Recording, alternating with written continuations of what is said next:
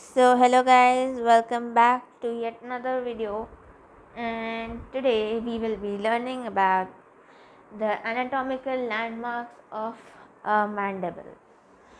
Okay, so let's begin with any further ado.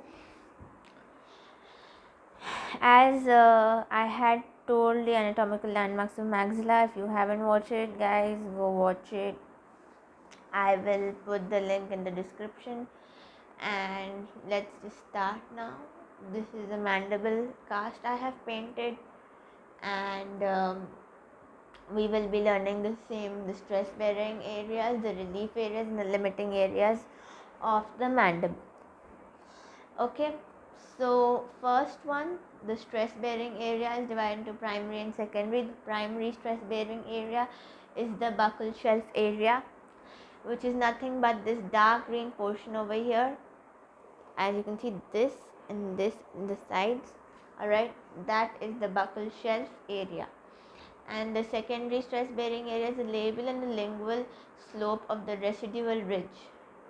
Okay, the labial and the lingual slope.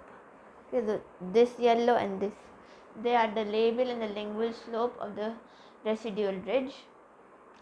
So that is the stress bearing area, the secondary one. And now for the relief areas, the crest of residual ridge.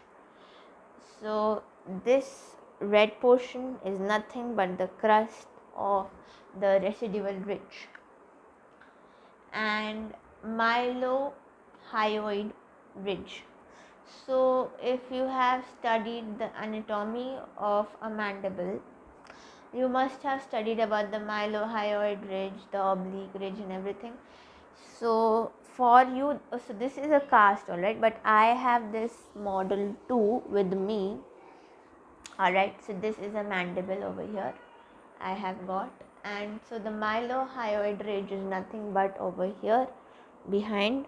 Okay, this ridge, this elevation, this is a mylohyoid ridge.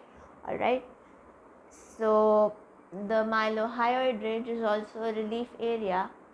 The mental foramen. What is the mental foramen?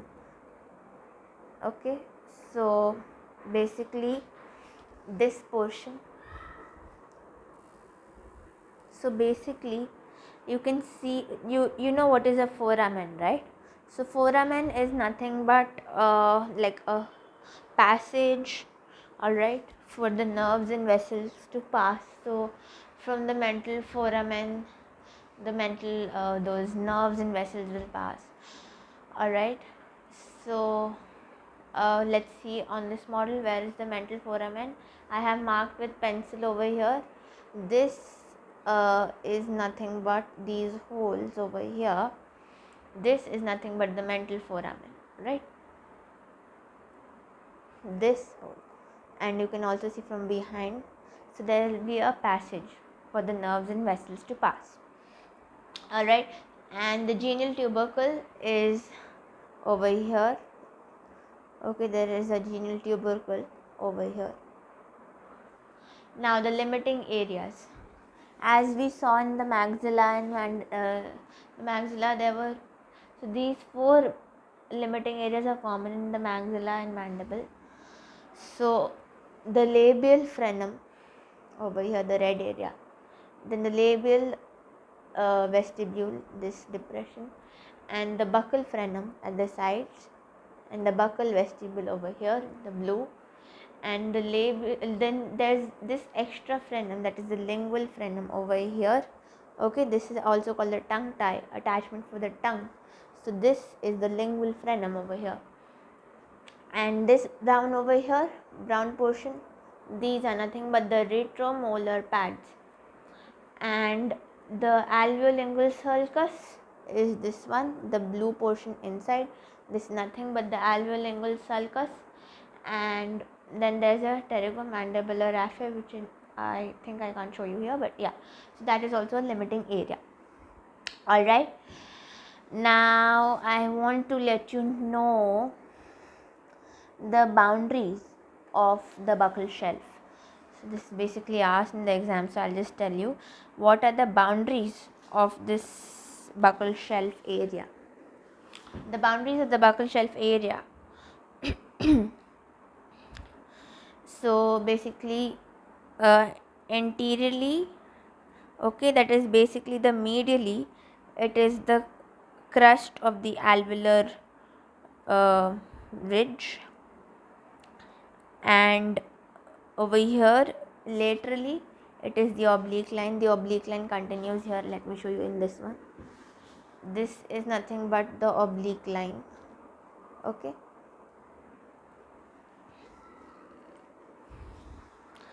And distally it is the retromolar pad, and over here it is the buccal frenum, all right, in the anterior. So I hope the boundaries are clear. I will also yeah, the alveolingual sulcus, all right, it is important. So basically the alveolingual sulcus has three parts. The alveolingual sulcus over here, it is divided into three parts. So the first part, that is the anterior part, it is from the lingual frenum, this one, to till here, which is called the mylohyoid ridge over here, okay. So from here to here is the anterior portion of the alveolingual sulcus, and then the middle region is from the pre-mylohyoid region, which is over here, from here to the distal end of the mylohyoid region, somewhere over here. So that is the middle portion, and the posterior region and behind over here, the boundaries, that is, I mean the portion, it extends from the mylohyoid ridge to the retromylohyoid fossa, okay. Over here there is a fossa, retromylohyoid fossa. So this was something, I hope it all made sense. And also I will just tell you the muscle attachment and the nerves that pass, all right. So over here basically the muscle attachment is important. Why is the labial frenum active in mandible? Because it has the muscle attachment of orbicularis oris muscle, okay. That is why the labial frenum over here, it is active, while in maxilla it was passive, okay, remember that. And also there are three muscle attachment in the buccal frenum, okay, over here. So what are the three muscles? First one is the buccinator, okay. Then there is orbicularis oris muscle, and the last one is the depressor angularis muscle. And also in the genial tubercles, okay, there's a superior and an inferior one. So in the superior there's a genioglossus muscle attachment, and in the inferior it's a genial hyoid muscle attachment. So these were few muscle attachments, and there, as I told you, the clinical significance, the impression when we take, the labial frenum becomes a labial notch. Similarly, the lingual frenum will become a lingual notch, okay.